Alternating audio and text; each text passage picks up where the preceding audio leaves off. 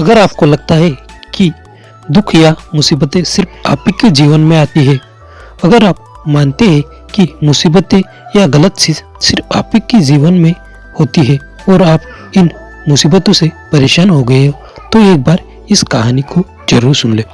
एक बार महारथी कर्ण अपने जीवन से दुखी होकर कृष्ण भगवान के पास जाकर अपने दुख को व्यक्त करते हुए पूछा, क्यों कृष्ण, मेरे जीवन में इतने दुख क्यों मिले मुझे? क्यों मुझ पर इतने अन्याय हुए? कर्ण आगे बोले, क्यों कृष्ण, मुझे मेरी माता ने जन्म लेते ही नदी में बहा दिया? क्यों कृष्ण, मुझे एक सारथी के घर रहना पड़ा? क्यों कृष्ण, मेरे गुरु परशुराम ने मुझे एक छोटी सी भूल के लिए इतना बड़ा शाप दिया? क्यों कृष्ण, मुझे पात्र होते हुए भी द्रौपदी के स्वयंवर में भाग लेने नहीं दिया गया? कर्ण आगे और बोले, कृष्ण, क्यों मुझे मेरी माता ने अपने भाइयों से छुपाया? क्यों कृष्ण, इंद्र ने मेरे कवच कुंडल को छल से मांग लिया? ऐसे कई सवाल कर्ण कृष्ण से पूछा और अपना दुख व्यक्त किया। इस पर कृष्ण थोड़े मुस्कुराए और कर्ण को समझाते हुए कहा, कर्ण, तुम ऐसा क्यों मानते हो कि दुख सिर्फ तुम ही को मिला है? क्यों तुम ऐसे सोचते हो कि मुसीबतें सिर्फ तुम्हारे ही जीवन में आई है? कर्ण, क्या तुम जानते हो मेरा जन्म एक कारागार में हुआ था? कृष्ण और आगे बोल, कर्ण, मेरे माता पिता ने मुझे जन्म लेते ही अपने से अलग कर दिया।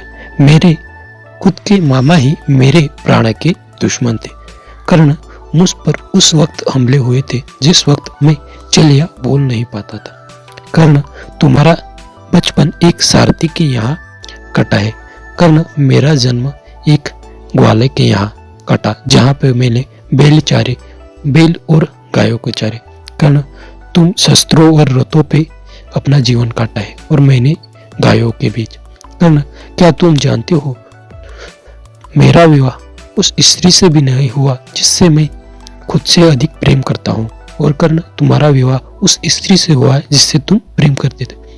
कर्ण, क्या तुम जानते हो मुझे अपने परिवार को बचाने के लिए कई बार अपने नगरों को बदलना पड़ा?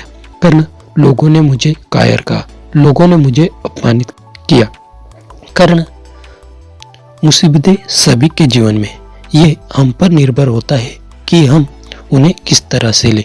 कर्ण, मुसीबतें सबके जीवन में आती रहती है, ये हम पर निर्भर करता है कि हमें उन्हें पर कैसा प्रतिसाद देना चाहिए।